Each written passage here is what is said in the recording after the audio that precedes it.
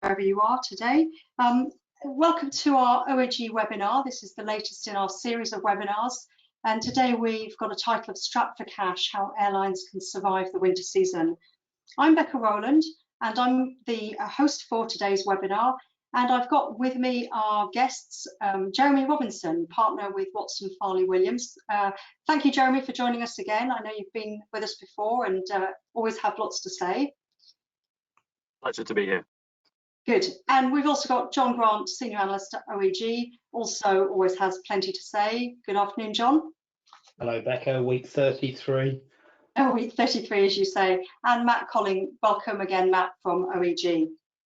Hi, Becca. Hi, everybody. So, as usual, the format today will be, we'll run through some slides with bits of information that we've been able to provide, largely from OAG data about the industry and where it's at, and then try to answer some of your questions at the end. So please do use the chat function to send in your questions. And if we can, we'll answer some of those questions as we're going through. Everybody will have access to the presentation afterwards through the OAG website. So before the summer break, we spoke a lot about the need for airlines to make the most of the summer period when they usually see travel peak and they can fill the money box with cash. But as the weeks have come and gone, the combination of traveller uncertainty and travel restrictions have meant that capacity and indeed passenger volumes haven't been what we might have hoped for. That's left airlines with even more depleted of cash and needing to look carefully at their strategies for getting through the next few months. And that's part of what we want to be discussing today. What state subsidies might mean, let me move on the slide, what state subsidies there are and what they're doing, the number of redundancies, prospects for consolidation, and all those other things that airlines need to be considering now if they're going to preserve cash. But first, let's take a look, as we always do, with where we are in terms of capacity and frequency. So this is a slide we've shown many times, many weeks before, where we've color-coded each country in terms of how capacity is, or number of flights, relative to this time last year, this week last year. And the key takeaway we have is that the summer seemed to have peaked about 3 weeks ago at 60 million seats. And now it's at 58.4 million. John, is it all downhill from here? Yes, Becca. I think the key takeaway is somehow or other we need to find a green pen for you. Because this is just not moving at all. This is a visual we've shown probably from about the 3rd or the 4th week into these webinars, and we still have many countries that are locked down with less than 10% of their normal capacity available, and with little sign of breakthrough.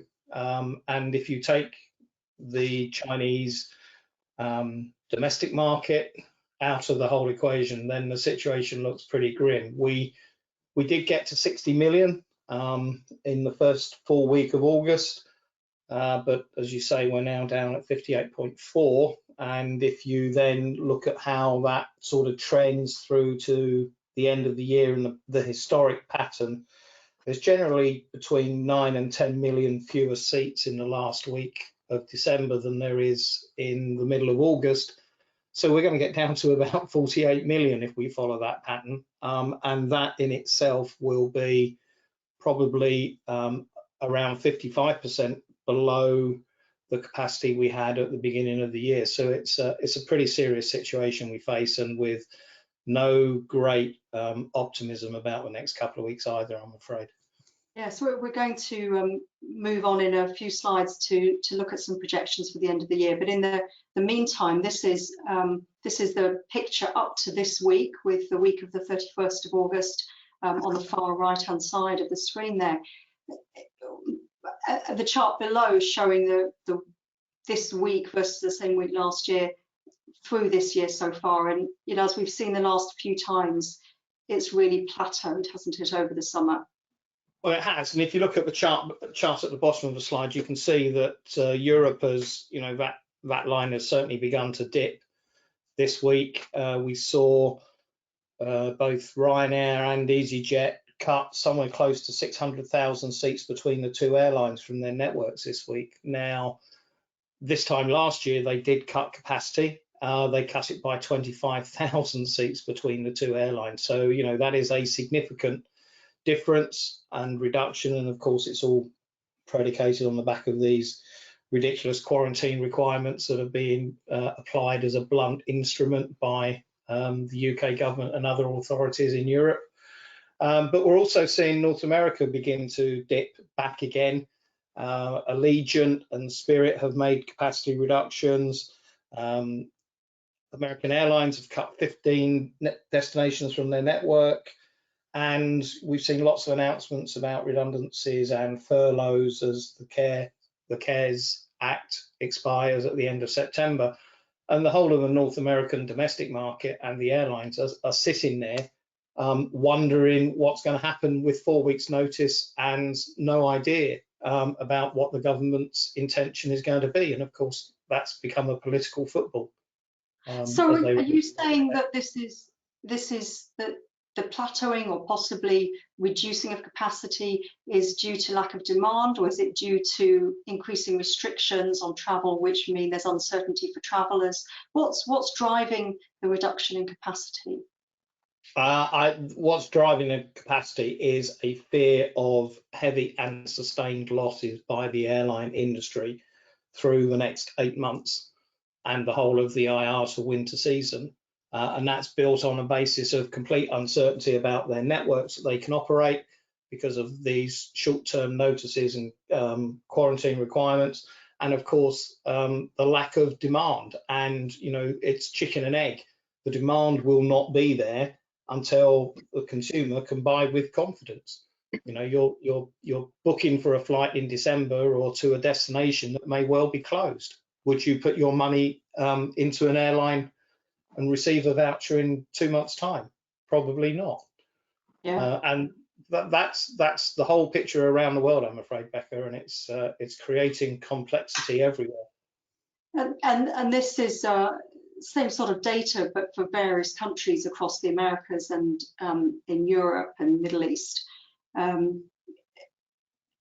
We see some countries where year over year capacity is up slightly, somewhere it's down slightly, but there's not a lot of movement anywhere, is it? And it's very sad to see the numbers going in the wrong direction in some places. Absolutely, and I think, you know, if you look at the first chart, the first table there, Ecuador, Panama, Peru, Colombia, Argentina, essentially the whole of lower South America is closed, and with the best intentions in the world, there have been ambitions to restart domestic flights in many of those markets in the last week and indeed into next week. And, you know, they are being taken out of the system now, those flights, because they're unlikely to operate and the authorities have not eased restrictions. So, and the tragic part about all of that, Becca, is, you know, those 6 countries are really poorly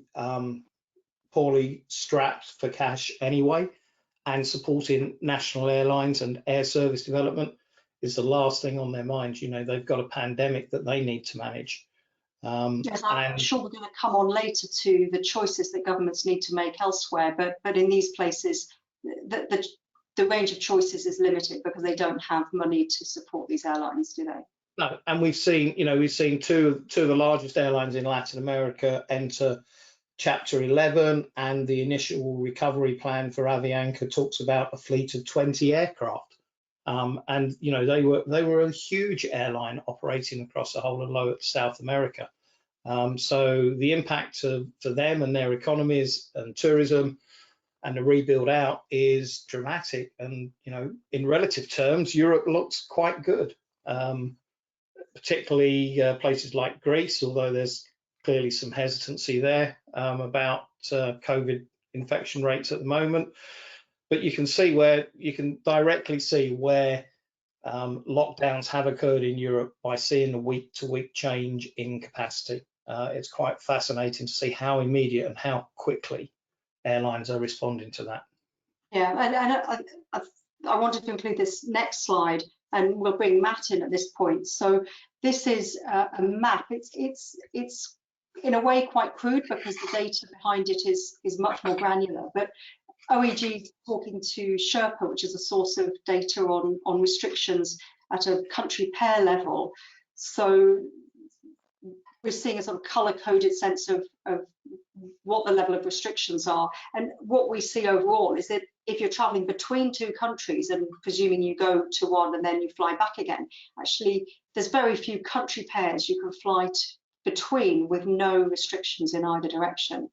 Matt, can you tell us a bit more about this Sherpa data and what it can provide? Yeah, with pleasure. As you say, we've been working with Sherpa for a few weeks now, and they've been building a data set throughout the last few months around travel restrictions, and it tends to come in a couple of layers, and the layer you're seeing here is sort of overall countrywide restrictions on international travel. And so, you know, you can see two strategies. There are those countries that have completely closed their borders to international travel, and then there are some which have adopted sort of a partially closed. And what that typically means is you're then seeing those restrictions such as quarantine periods or certain countries where travel, people originating from a particular country are not permitted to travel to another country. There are a few exceptions. The UK is an example here where in theory the UK's borders are not restricted, but in reality they do have an extensive program of quarantine, trying to perhaps dissuade anything other than essential travel. And so a number of countries you can see, Australia, New Zealand, Canada, and lots of South America, excluding Brazil, have completely closed their borders. South Africa and Saudi Arabia the same. And then, you know, countries like the US, Brazil, China and Russia are operating this sort of partially closed model where they're being a bit more specific about where travel is permitted to or from. And the data that we're seeing and what's being announced by countries can get very precise in some situations. The data does step down to regions and states, particularly in the US, in Australia as well. And we've talked in the past about, you know, restrictions on travel between hotspots for COVID-19 where cases are increasing, and we've talked about kind of Sydney to Melbourne travel being closed for a period of time, that type of thing. Having played with this data myself for a while now, there are, you know, a few interesting nuggets which have come out. So I spotted yesterday that Cambodia, for example, are requesting that international travelers leave a $3,000 deposit at the airport when they arrive to cover any required sort of testing, quarantine, accommodation, that sort of thing. And that's now written into the way these countries are managing their borders. So yeah, it's a relatively new data set for us to be playing with, and we're working to combine this with our own schedules and status information and make this available to our clients, as I say, working with Sherpa. But there's lots to be found, and there are lots of interesting nuances to the data, but it definitely shows the impact that you've been talking about there with regards to how substantially this can affect the desire for airlines to put flights on between different countries. That's really, I'm sure that level of granular detail about restriction information will be, and travel information will be really useful to people. We are getting a couple of questions about, I think the fact that the UK is green it seems to be problematic, but these are, the colour codes refer to, just to recap, to entry to that country, and the UK is, you're free to enter, but there is a quarantine, isn't there? And so it's not, the colour coding here isn't picking up the quarantine, but that is in the granular information, isn't it? That's right, yeah. So the UK, for example, in theory today has no restrictions on entry. There's no, there are no specific countries where you're not allowed to travel between that country and the UK, but there are lots of quarantine rules in place, as those of us in the UK are very familiar with, and they are changing probably more regularly than people would like. So yeah, this is the first level, if you like, of is the country's border open, partially open or closed. So this is quite a coarse level, but I thought it was interesting to see that there are those countries that are still maintaining a complete carte blanche, no international travel allowed at all, versus those that have moved on to controlled entry, shall we say. And this is part of what's making it really difficult for travellers, isn't it? We were talking to somebody earlier today who was saying travel from Malaysia to the UK, where you would have, previously you'd have had an option of a non-stop flight, or you might have flown through the Middle East. Now, if you go through the Middle East, you'll be quarantined for 14 days on arrival, whereas the non-stop flight, you won't be. And so travellers are having to really think. There's a lot to take on board, isn't there, when they're thinking about when to travel, how to travel, which route to take, which airline to fly. It's making it a very difficult time for travellers to think about flying. Absolutely, and as you mentioned, the rules are changing regularly. As you can imagine, we have to prepare for the webinars some sort of days in advance. So this is Friday's data, and we've had a comment come in with regards to countries that have changed their rules since Friday. So this is already, this chart is already out of date. The data that we have, I would like to think has caught up with that. Yeah, it is a constantly moving feast, and I think we all know people who have travelled and then been caught out because the rules have changed while they're away. And so when they booked their travel and when they departed, the restrictions meant that they were free to do the travel they were planning, but then whilst they've been away, things have changed and quarantine has become a requirement. And for people who'd planned to come back and return to work, potentially not working from home, that has presented a real challenge. Okay, well, that's really helpful, Matt, and we look forward to being able to see more of that detailed data in the OAG dataset. So that sets the backdrop for really what we're seeing in the industry. This is a slide we've seen similar before, where we're looking at the seat capacity globally this year, and is the yellow line, the thick yellow line, and last year was the grey line. And each of those thinner yellow lines are a snapshot of the schedule data from earlier on this year, going back to the 20th of April. And what it shows is that, that progression, that steady progression of capacity coming out. John, if we could come back to you now, what we see in the latest iteration is yet more capacity come out, isn't it? And it's actually now for September, it's looking rather lower than it's been. It's actually not just being reduced down a bit. It's quite a lot coming out, isn't it? Absolutely. This week's 58.4 million was standing at just over 60 million last week. So we're seeing airlines at 7 days' notice taking out, literally hundreds of thousands of seats, and Ryanair and EasyJet being a couple of cases in point, and that's going to continue. But I think what perhaps is the frustration, Becca, is, there is no reason for optimism between the 6th of September and the 6th of December in terms of a recovery. It would buck the normal aviation trend of the last 70 years to see capacity grow by that rate, even if it is back to what would be normal times. And we're not in normal times. And the reason for this is many airlines are still holding on to their winter published programs, and many of those are having to do so because there is no clarity yet about the IATA slot situation and the use it or lose it rules, which were waived for the summer program. So essentially, historically, if you did not use 80% of the slots you had, then they were reallocated back to other airlines who wanted them, and that was waived because of the huge uncertainty that was created in the market. That expires at the end of October with the winter programs, and unless the regulators and the authorities waive that requirement again, we will see airlines walk into the winter with an intent to operate because they need to protect the slots they have. Now, we're seeing that at Heathrow, we're seeing that at Gatwick, we're seeing that at other airports around the world.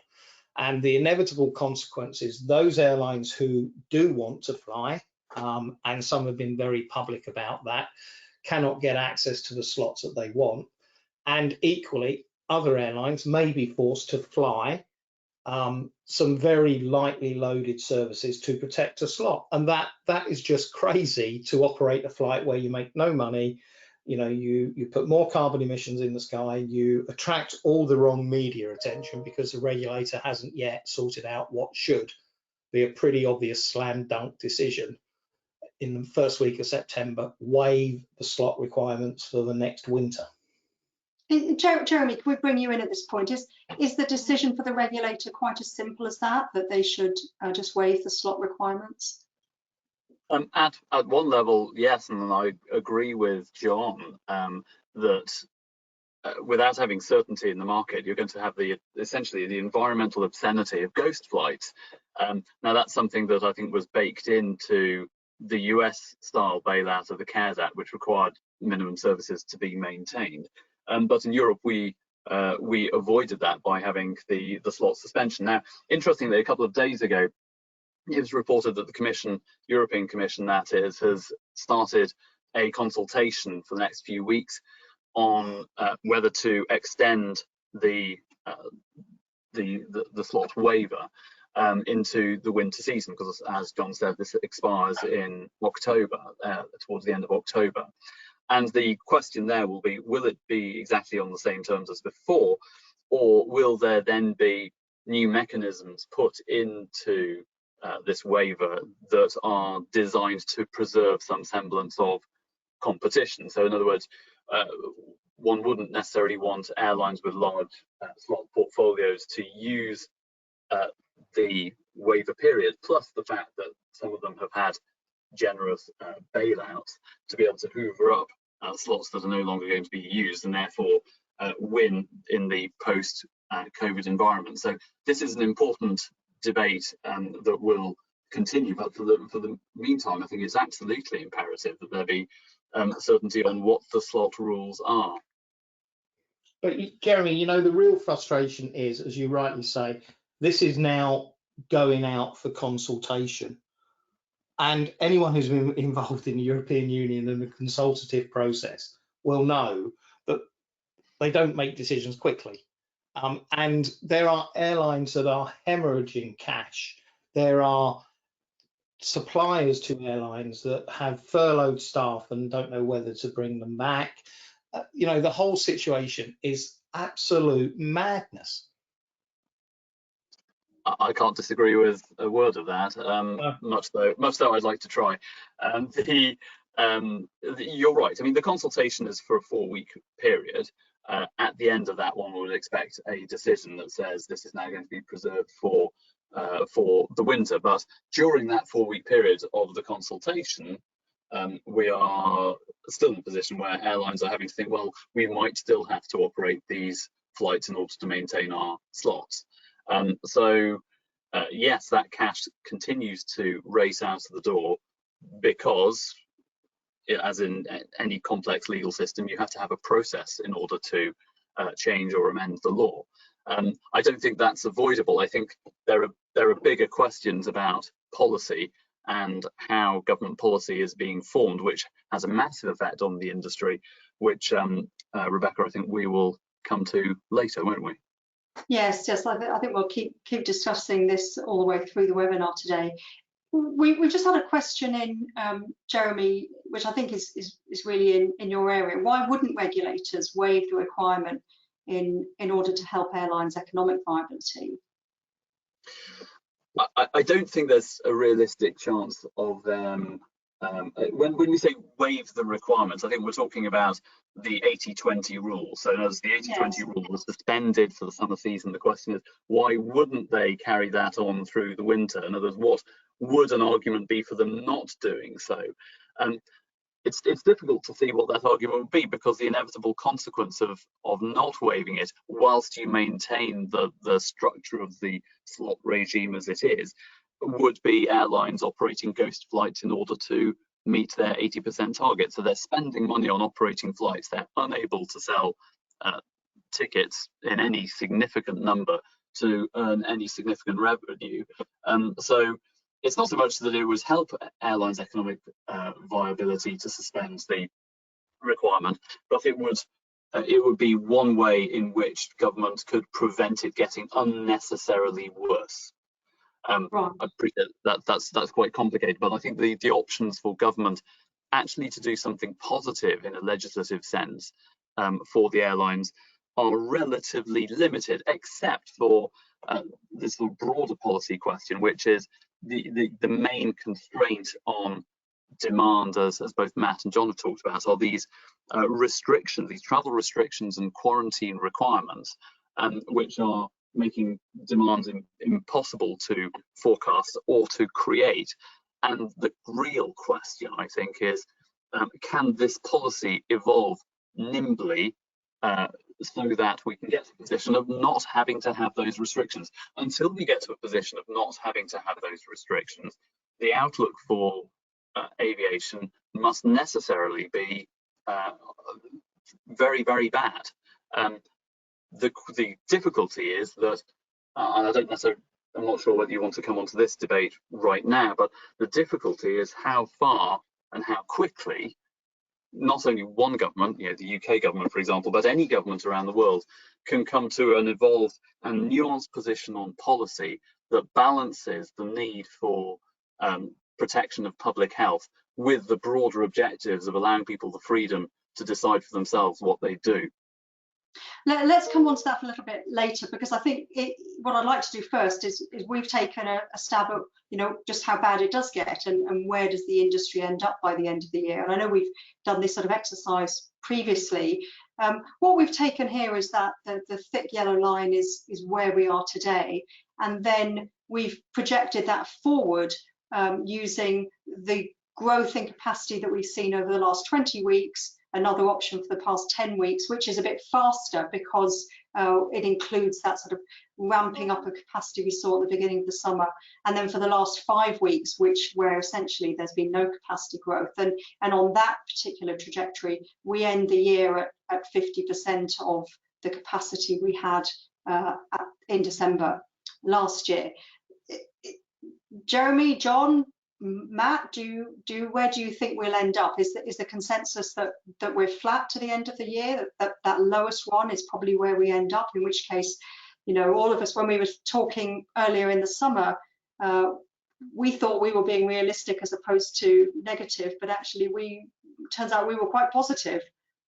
Yeah, I personally think it could be slightly lower, Becca. I mean, both your 20-week and your 10-week growth lines are enjoying the benefit of the noticeable spike that occurred around the 13th of June and the 20th of June, when a lot of capacity was put back into Europe. And once you strip that back out, and particularly if you do look at the last 5 weeks trend, then it looks as though it's going to go down. And I think if you looked at last year's data and you looked at the last 5 weeks and then how capacity adjusted to the year end, that went down as well. And I go back to, we could, if we follow the same patterns we've seen previously, be between 8 and 9 million seats fewer by the end of December than we were in the first 2 weeks of August. And that places us down in the 52, 53 million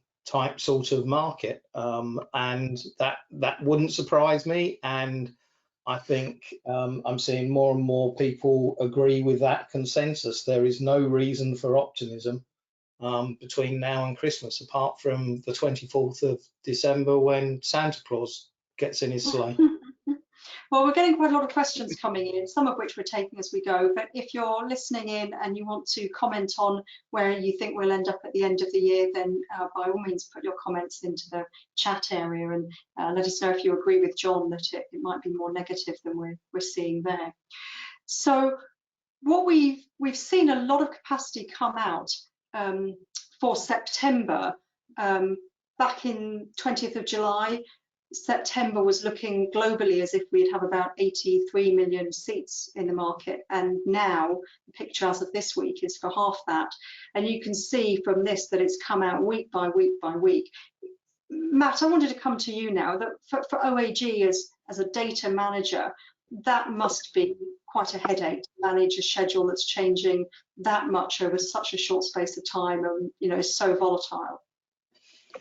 Yeah, absolutely, it is, and the volume of schedules changes that we as an organisation are having to process has escalated to levels we've never seen before. The challenge, as we've said before, is often that the data is coming in small slices, that it comes in every week, rather than in sort of these lump sums that we might have seen as airlines were submitting their seasonal schedules, etc. But we're also seeing the data arriving with a much shorter time frame prior to the date of operation. So as you can see here, these sort of 6 grey slices are being taken out of the capacity, and that obviously causes a big challenge for us managing the data, and something I'm pleased to say that we've managed to keep up with, and we're in contact with a huge number of airlines on a kind of feels like a daily basis, but perhaps a weekly basis.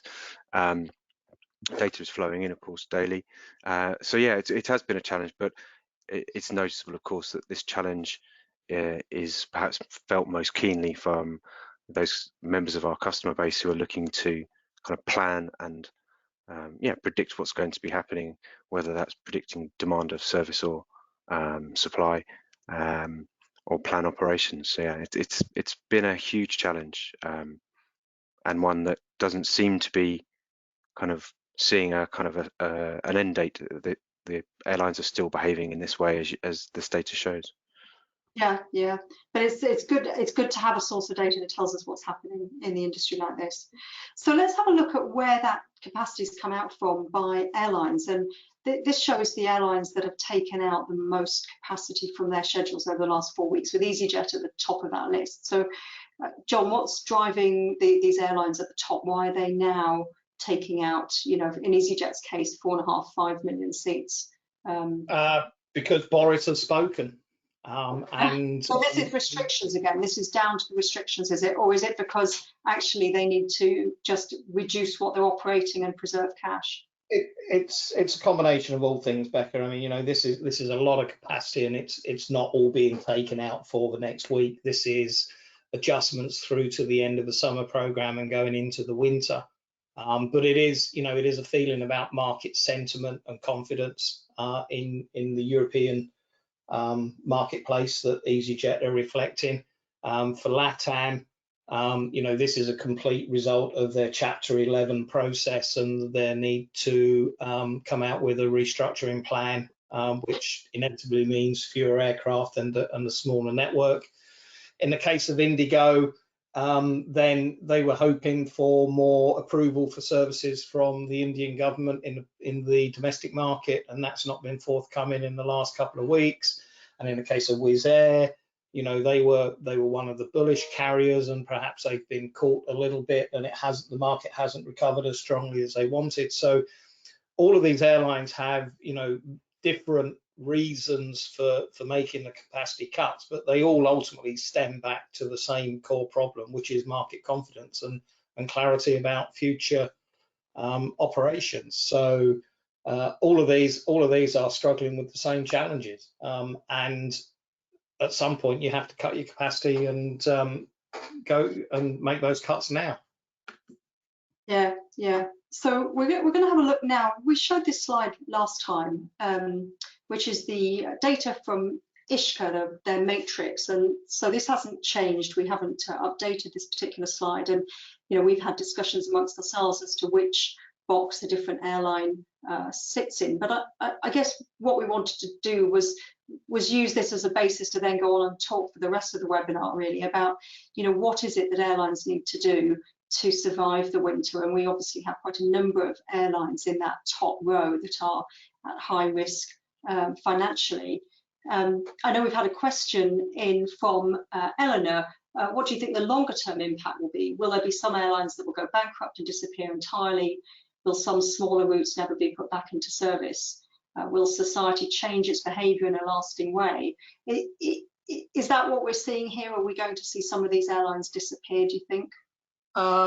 Probably not many from this list here. These will probably all in some shape or form see their way through it, but some of the smaller ones will probably that don't make this list would probably struggle and may not survive. Becca, we are in a fascinating situation if it wasn't so serious, because when we entered COVID-19, many airlines, travel agents and tour operators encouraged travellers to essentially carry forward their booking for 12 months. So, you know, if you had a £10,000 holiday to Florida that you would have taken this summer, just book it, roll it forward 52 weeks, and we'll see you next year. And that means that quite a few airlines are sitting on some load factors and some schedules and some demand for May, June, and July of next year that, in comparative terms to previous years, looks pretty strong. And the cash is in the bank, or the voucher is in the bank. So for some airlines, getting through to May of next year and being able to do that by either cutting costs, scaling down their network, taking further loans, getting government support or bonds, whatever it happens to be, could actually see them in quite a good space, because they're going to enter next summer, when hopefully we have a vaccine, with probably a more confident traveller, and yet much of the capacity will already have been taken out. The A380s won't be around, the 747s will have a better fit of capacity to demand. And those people who would be booking a transatlantic holiday in April for July or August might find the fare is 30 or 40% higher than it normally is. So if they can get through this period, the prognosis for next summer and beyond is, you know, quite optimistic. You can see a fairly quick recovery in cash in some of the carriers, and some profitability. But getting through the next 7 or 8 months is really going to be the challenge, and that's why, you know, it is all about strapped for cash right now. And it's going to be hard to see as well. I know we've had some discussions amongst ourselves about what will happen with yields and revenue management. You know, will passengers pay more to have flexibility so that on their return they know they can change their flight if they have to, if the quarantine rules change and travel restrictions change? Or are the airlines going to waive, you know, some of the normal premium privileges and allow anybody to have that flexibility to persuade them to fly with them? So it's quite we're hearing anecdotally stories that are in different ways, aren't we, about what's happening to yields, whether people are paying a lot more or whether that might not be the case. Yeah, and you know, we the calculation from some of the US majors is by waiving their charges, which many of them seem to have agreed to do over the weekend. That's potentially a $2.8 billion US loss of revenue to them. So they make 2.8 billion normally from charges on from changes to tickets. Now, you know, the other side of that is, well, if that encourages the market to come back with maybe 10% more confidence than it otherwise would do, is that a better bet and a better opportunity than continue to impose those changes for bookings? And the answer is yes, it probably is. But we then end up, of course, with a very blurred picture between the traditional booking curve of a leisure passenger and the booking curve of a business class passenger, and a real challenge as we go forward about how do you price for each segment and how do you do it competitively, which may play back to, you know, the point-to-point low-cost airlines being in an advantageous position. It's a fascinating situation, and of course, one of the things we've not factored in and we forget is, for many airlines in the United States, particularly the big three carriers and Qantas, the value that their credit card programs and the continued revenue generation that their credit card programs create, because it's not just about using those credit cards for airfares and travel. You know, they are for many families and people the go-to credit card for their groceries and white good purchases. So the airlines are still earning money from those flows as well. Right. Let's have a quick look at the US. We've already talked about the seats that have come out recently out of the schedules, and the chart on the left-hand side here shows just how many seats some of the US carriers have taken out, with the exception of Delta and Spirit, which have kept their capacity broadly similar. But you did this analysis on the right, John, last week, showing just that impact of the CARES Act on smaller airports and how it's distorted the market, haven't you?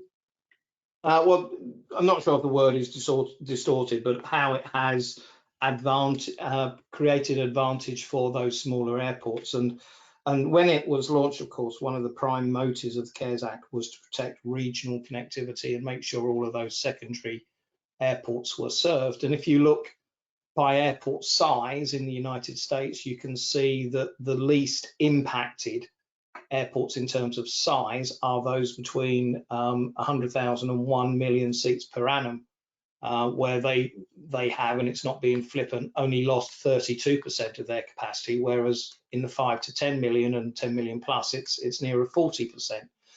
But of course, you know, this comes back to the whole point of, and to some of the things for Jeremy to perhaps enlighten us on is, be careful what you wish for, because you've now created a situation where, for perfectly good reasons, the US airlines are now holding these airports, these cities, these mayors as hostages to fortune, because they're already saying without an extension of the CARES Act, we're going to be cutting 15 services in the case of American, and we identified Delta and United probably have between another 30 and 50 cities that they could leave in the next 2 months without the necessary support. And once those routes are dropped, you know, trust me, from all of my route development work I have done, it is extremely difficult to get those services back, because airlines will see them as marginal, they're non-core, they're not profit making, they don't add value to the system network, etc., etc.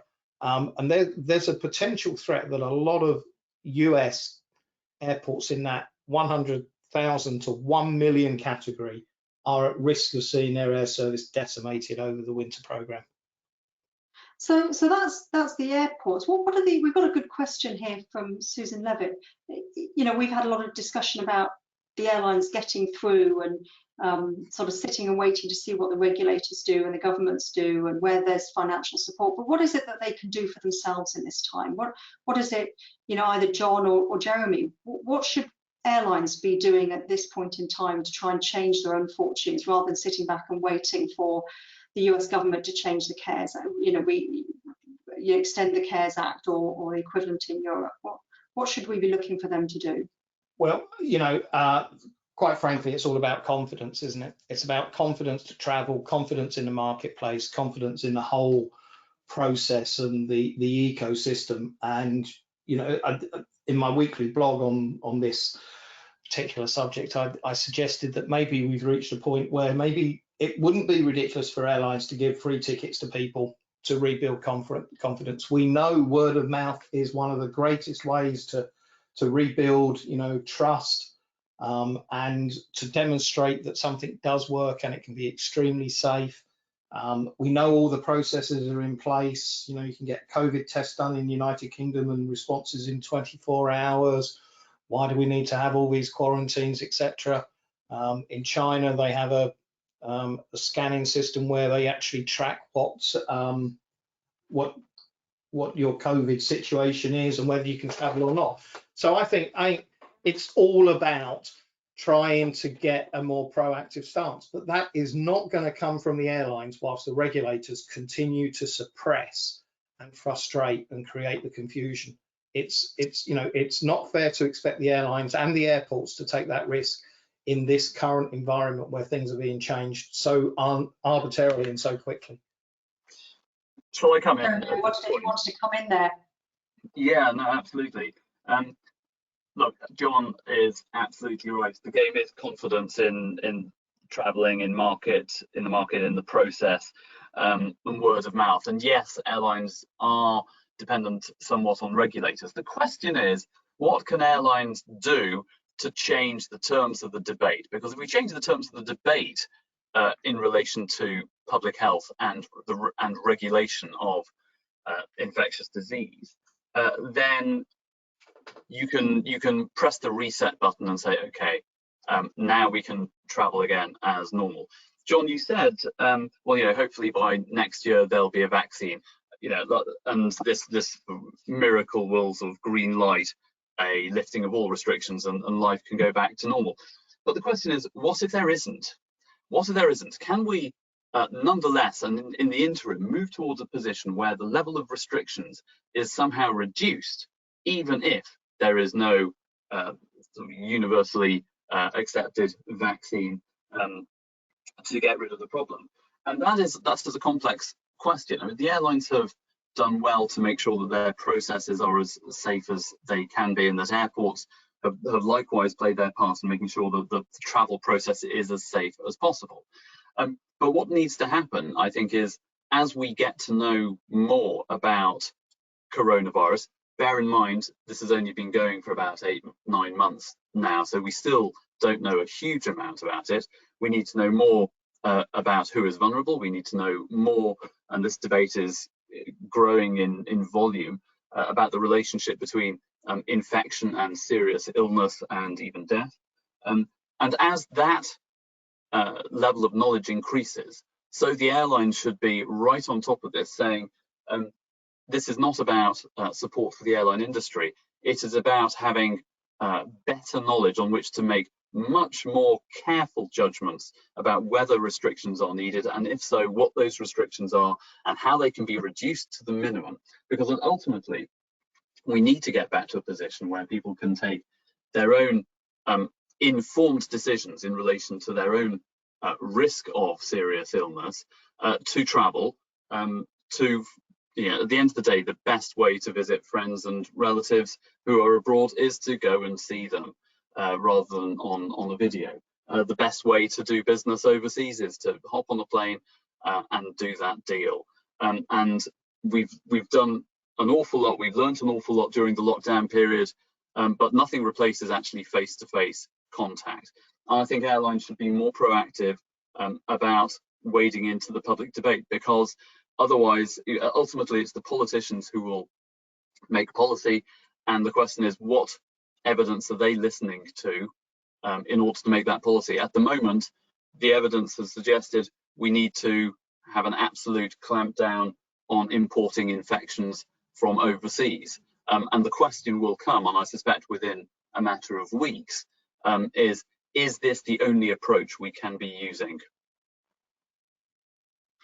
I think that's really interesting. And if we move on to the next slide, I don't want to sort of take the subject in a different direction entirely, but this slide looks at the state of state support, and what we've seen so far back in April, May, a lot of governments stepping in and supporting, but it was sort of on the basis that they were getting through the summer, they were helping the airlines out until around about now, or September, October, and as the table on the left shows, when we compare that level of support that's given, admittedly it's in different forms, it's not all sort of straight cash, as it were. If we compare it to the seats that have been operated by each of those airlines or the airline groups so far this year, January to August, some of those numbers are huge on a per seat basis. So that sort of support, that can't really carry on as it is, can it? We can't keep expecting governments to fund airlines in that way, it seems, and therefore, or can we? And therefore, what you're saying, Jeremy, about a more nuanced conversation about what is it we're trying to achieve needs to take place. Well, this is a really, really interesting point, because I think, as I argued much earlier in the crisis, maybe on earlier webinars, your position as a government on whether or not you decide to support carriers and airports or not really depended on what kind of bet you were making on the future. And in those early days, when we imagined that somehow by mid to late summer we'd be over this and things would slowly get back to normal, albeit the new normal will be smaller than the old normal. In those days, we thought, well, okay, those who are putting bailouts in place in different forms are saying, okay, we think this carrier does have a chance of survival. We think this industry needs to be in place. We need to keep these jobs in place. Whatever the sort of diverse motivations, there was this sense of we've got to keep this going. And then there were those who decided, actually, we don't want to be putting in place bailout schemes. That might be because, well, we're not sure about the moral hazard example. We're not sure of our ability to gain suitable concessions from the industry. Or frankly, we don't know when the end of this crisis is going to be. And the result of that, and the result of different states' approaches, has been arguably quite a substantial distortion of competition that would exist in normal circumstances.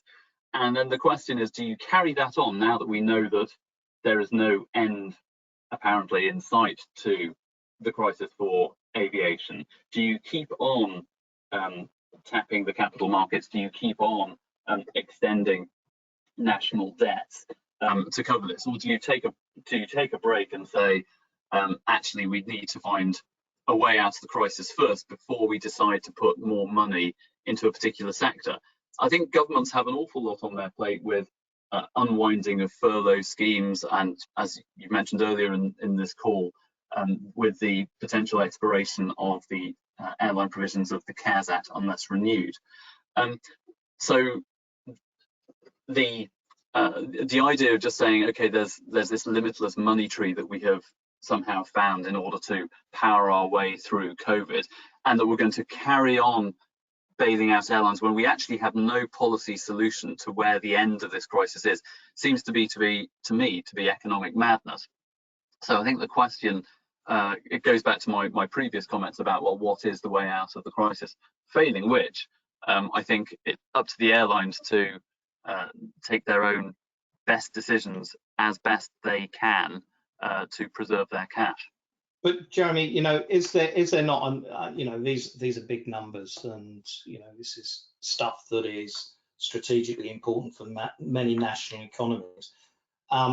If these subsidies, these support programs were put in place in April and May, with an assumption that they would see the airlines through to the end of September, October, and everything would begin to look better in September and October, and it palpably does not. It's a very easy argument to say, well, it hasn't got any better, so therefore I need more money. And you gave it to me in the summer, so can I have it now? And you're right. It's a blank check sort of situation. And, Becca, if you move on to one of the next slides, I think there is a damning assessment of one particular airline and how many employees they have per 10 million ASKs. Some airlines have hidden behind various subsidies, supports, and programs to avoid making necessary organizational cuts that perhaps would put them in a fit for future business place. And that's just, if you think about it, what this has done in terms of fair competition or unfair competition. How can Lufthansa and the Air France KLM group have received so much money, and the UK's two major airlines, who are competing on many of the same market flows, received minimal support? It's a situation that is just unequal, and maybe, just maybe, those subsidies have been created for the wrong reasons and not at the sort of holistic global level, rather than each country looking after its own self-interest. Well, yes and no. I mean, when you're looking at European airlines, there is a country element to it, namely that each country decides whether or not, as a matter of policy, it wishes to apply for permission to grant state aid within the European rules. But the European rules are at a European level, and the European rules are there to control egregious use by member states of the EU of their state resources to prop up the businesses of their choice. So it's a combination of national and EU factors. The fact remains, there is no perfect system of state aid control in place now, and unfortunately the system does enable some fairly odd results to come out. That's a product of the system. You're not going to be able to change that system to one that works more equitably in the shall we say, in the foreseeable lifespan of this crisis. It is something that I think ought to be considered for the future. But if the law permits an airline group to have a conversation with its government to say, look, a lot of you government ministers are going to lose your seats in Parliament and your jobs with the coming mass job losses if you don't bail us out. That's pretty persuasive for a politician, I would imagine. And different countries have sort of placed different national strategic importance on having an airline and on the value of employment as a good in and of itself, as opposed to is this a rationally operating business designed to make profit and operate efficiently? And those differences are often age old, and I don't think you're going to be able to regulate those differences out of existence. The fact remains, the UK position, which obviously affects British Airways, EasyJet, for example, has been, well, no bailouts, exhaust private resources first. That was a very early statement by the UK Chancellor. And I don't see that policy changing at all. I certainly, one could imagine various airlines, other airlines going to their government saying, right, well, we need to have an extension of this. But then the question from government back to the airlines should be, okay, well, you want more money, we want more conditions. And one of the criticisms of the CARES Act that I've noted has been, well, the stock purchase aspects of the US carriers weren't ambitious enough. That in addition, the CARES Act did not place environmental obligations on the US carriers, unlike some of the European bailouts. So with more money, you can impose more conditionality. I think that's a really interesting argument to follow as we move through the winter season. I'm going to draw you to a close on that point, Jeremy, now, because we've still got a couple of slides to go, and we're getting close to the end of the hour. And I know we've answered some of the questions that have come in as we've gone, but there's quite a few we haven't got to. So it'd be nice if we could get to one or two. I'm just going to show this slide very quickly. One of the things I was thinking about when I was thinking about that Ishka matrix and the airlines at risk is just, how this industry is unlike many other industries in that we have certain foreign ownership rules. In places like South Africa and the US, it's only up to 25%. So when we're thinking about airlines at risk, and I think we've talked in previous webinars a bit about consolidation and would we expect to see consolidation. It's not quite as simple and straightforward as it might be in other industries. But you were saying, Jeremy, earlier today when we spoke that you thought that was a distraction, really. I think it is. I mean, in normal times, consolidation can happen up to certain limits. You've set them out here.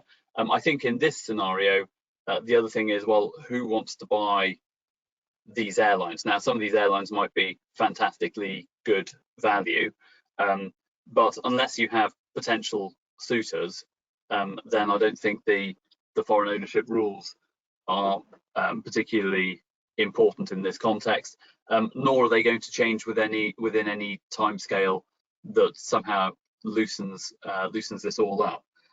So no, I think the foreign ownership rules are kind of annoying holdover. They are antiquated, but I don't think that's the main story here. And I think, John, you were saying earlier today that actually, we've talked before about in every crisis there's opportunities, that actually we are seeing airlines coming forward. People wanted to start airlines actually in the current environment, seeing an opportunity to just start from scratch. Absolutely. Seven new airlines have approached OAG to receive their IATA two-letter prefix in the last couple of months, and none of them are big, but some entrepreneurial type individual who's well connected, access to capital, certainly access to aircraft at very competitive lease rates, skilled management teams, operational staff, airport slots available, etc., etc. If someone could time it right, and that probably is about May 2021, for a 7 or an 8 aircraft size single new generation operation could certainly disrupt the market and be quite successful very quickly. I love the idea of disrupting the adversity is market in the current opportunity. circumstances. Yeah. I'm not sure what disrupting it is now. If it couldn't be much more disrupted than it is. We've got one more slide here, just quickly. This just looks ahead at the winter schedule, so winter 2020, and compares it to what happened with the winter 2019 schedule in terms of capacity. And you know, the yellow line is this winter, the 22 weeks that make up the winter season. And I guess I looked at this and just thought, this is, given everything we've said until now, this is fantasy, isn't it? Yeah, it just reflects where we are, Becca, I'm afraid, and you know, we're all holding on and we're all hoping, and whether it materialises, I think, is extremely unlikely. It's part of that whole slot issue we were discussing earlier. We're not going to see 12 flights a day from Heathrow to New York between American Airlines and British Airways on their joint venture this winter, I suspect. No. So I know we're just about out of time. I felt we should fit in one more question, and the question I'm picking is one about vaccines, because we always get lots of questions that say, what happens when there's a successful vaccine? What difference does it make? So do you want to, each of you, perhaps give me just your very short take on what difference does a vaccine make, albeit that Jeremy's already said we shouldn't plan on that basis necessarily, but Jeremy, would you like to go first?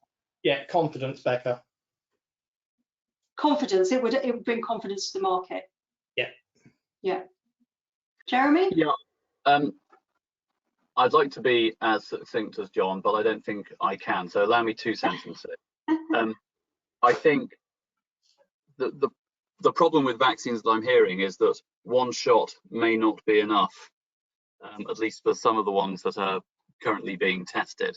So if you end up in a situation where everyone has to carry a vaccine passport around with them in order to travel, and you have to stay up to date, and that's an annual thing, a bit like the flu jab, I think that massively complicates the picture. Thank you. And Matt, did you have anything you wanted to add?